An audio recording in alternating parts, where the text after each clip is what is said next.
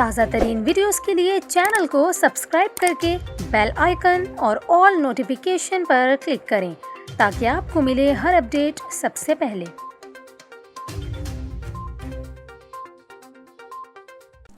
और अभी आपको बताएं T20 वर्ल्ड कप के दूसरे सेमीफाइनल में पाकिस्तान की जानिब से दिए गए 177 रन्स के हदफ के ताकुब में ऑस्ट्रेलिया की बैटिंग जारी है। ऑस्ट्रेलिया ने हदफ का ताकुब शुरू किया तो पहले ही ओवर की तीसरी गेंद पर शाहीन शाह अफरीदी ने ऑस्ट्रेलवी कप्तान एरन फिंच को चलता कर दिया।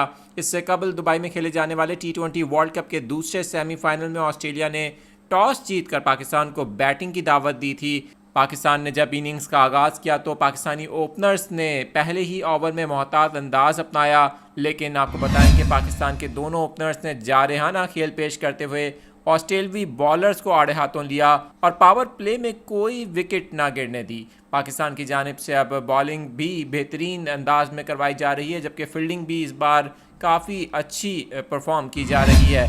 पाकिस्तान के हदफ का ताकुब अब ऑस्ट्रेलियावी टीम कर रही है। देखना होगा कि आज का मैच कौन जीतता है।